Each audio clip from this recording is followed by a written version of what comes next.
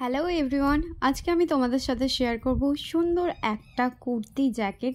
যে কোনো চুড়িদার বা কুর্তির ওপরে এই জ্যাকেটটা পরলে খুবই স্টাইলিশ লাগে।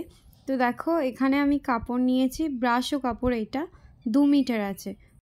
তো এইটাকে আগে উল্টো করে নেব, এই ব্রাশ ও নেটটাকে, তারপর দুটো ভাঁজে ভাঁজ করলাম দেখো, তারপর আবার একটা ভাঁজ করে দেবো। এই যে টোটাল 4টে ভাঁজে ভাঁজ করলাম। এবার আমাদের যতটা লেন্থ দরকার, প্রথমে আমি 15 ইঞ্চি নেব কোমর পর্যন্ত। তো 15 ইঞ্চি নিয়ে বাকিটা আমি বাদ দিয়ে দিলাম। এবার এটার মধ্যে আমি ওপরের মাপটা দেখাচ্ছি তোমাদের। প্রথমে পুট নেব। পুট এখানে আমি নিচ্ছি 6.5 আর মোহরি নিচ্ছি 6.5। এবার এই দুটো দাগকে মিলিয়ে দেবো, দিয়ে তারপর ছাতির মাপ নেব। তোমার ছাতির মাপ যেটা, সেটাকে 4 দিয়ে ডিভাইড করবে। তো আমার ছাতি হচ্ছে 32, 32কে 8 দিয়ে ডিভাইড করতে হবে। 8 আর হাফ ইঞ্চি এক্সট্রা, তাহলে 8.5। আর নিচে হচ্ছে কোমর হচ্ছে 28, আর সেলাইয়ের জন্যে হাফ ইঞ্চি বা 1 ইঞ্চি নেবে, তাহলে 8 ইঞ্চি একটু কম নিলাম। দিয়ে এভাবে মিলিয়ে দিলাম দেখো, ছাতির সাথে কোমরের মাপ। আর এই যে নিচ থেকে হালকা এরকম ডাউন করব। এবার মোহরির মাপটা নিয়ে নেব দেখো, এভাবে শেপ দিয়ে দিলাম হাফ ইঞ্চি মতন। এবারে আমি এটা কাটিং করে নেব, যেই মাপ নিলাম ঠিক সেই মাপে কাটিং করে নেব। তো দেখো, আমি কাটিং করে নিয়েছি, আর নিচে হাফ ইঞ্চি করেছিলাম সেটাও ডাউন করে কাটিং করে নিলাম। এবার আমি একটা পার্ট বাদ দিয়ে দেবো। প্রথমে আমি ব্যাক পার্ট অর্থাৎ পেছনের পার্টটার কাটিংটা দেখাই। দেখো, ওপর থেকে কাঁধের মাপ নিলাম, মানে গলার মাপ নিলাম 3, দিয়ে এভাবে হালকা হাফ ইঞ্চি শেপ রেখে এরকম গোল কাটিং করে নেবে। এই যে ঠিক দেখো এরকম থাকবে গোল রাউন্ড শেপ। এবার এটার পুটটা হাফ ইঞ্চি ডাউন করব, তাহলে ব্যাক পার্টটা কাটা হয়ে গেল দেখো। এবার সামনের পার্টটা কাটিং করব।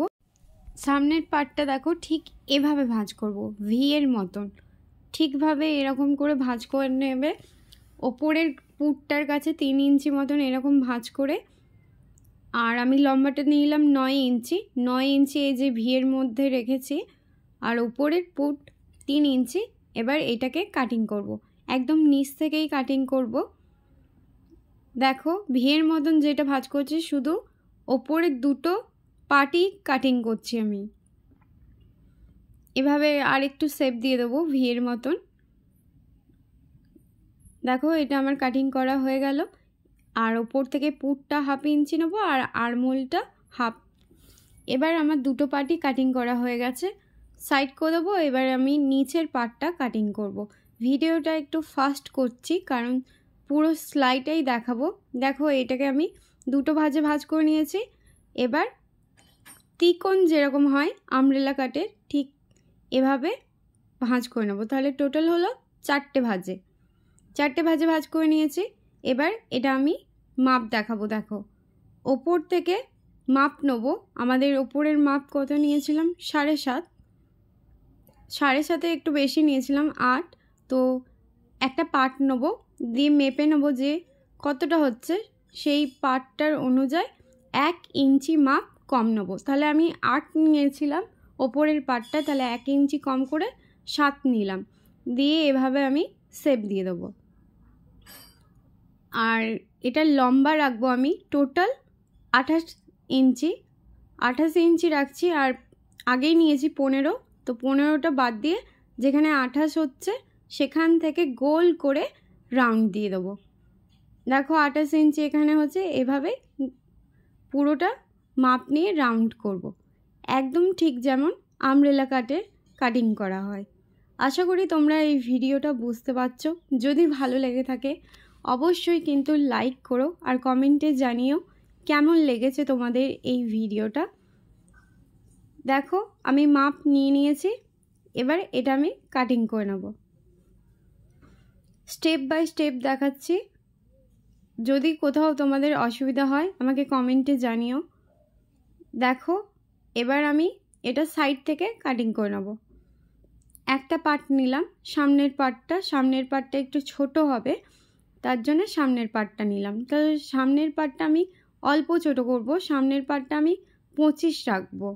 তো ওপর থেকে 15 বাদ দিয়ে 25 যেখানে হচ্ছে সেখানে এভাবে রাউন্ড শেপ দিয়ে এই যে কর্নার কাছে একদম মিলিয়ে দেবো।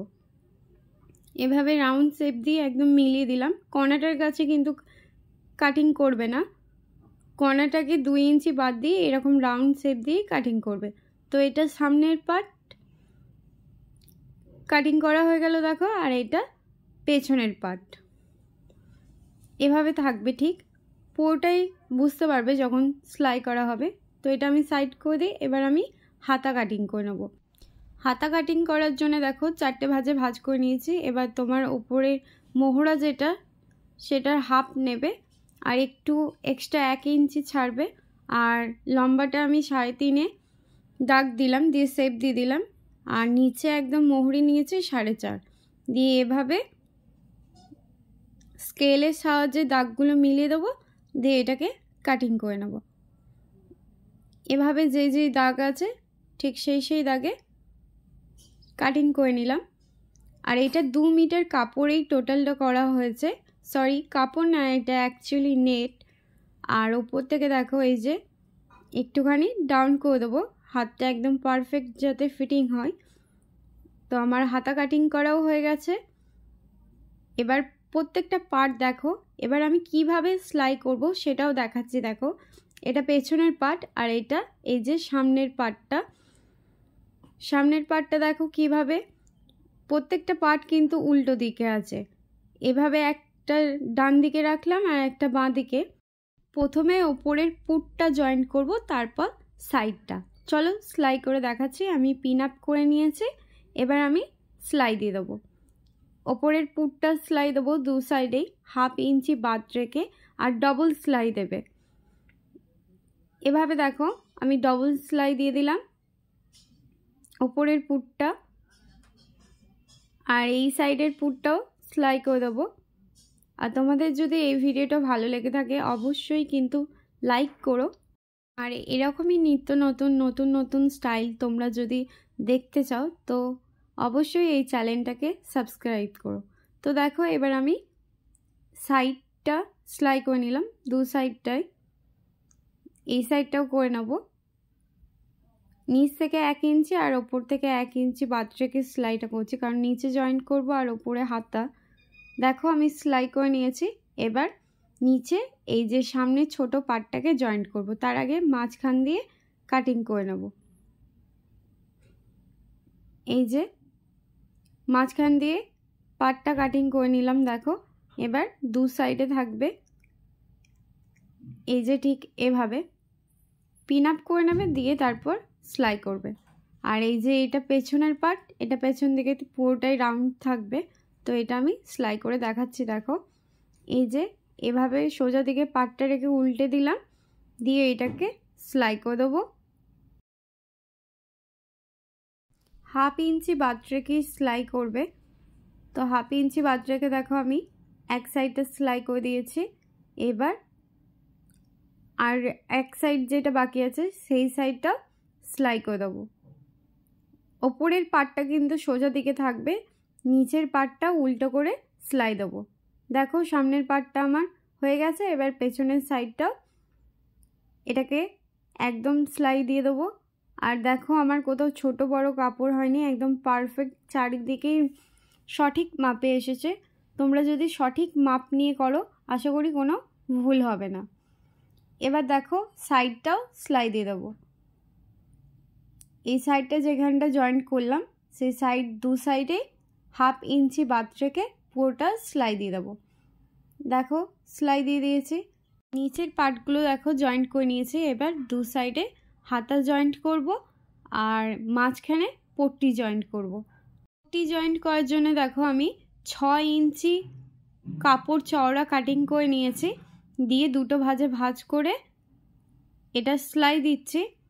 আর ব্রাসো কাপড়ের জ্যাকেটের উল্টো দিক থেকে এই পট্টিটা বসাচ্ছি, দিয়ে উল্টো করে সাইডে ঘুরিয়ে দিয়ে চাপ সেলাই দিয়ে দেবো, মানে সামনের দিকে ঘুরিয়ে চাপ সেলাই দিয়ে দেবো।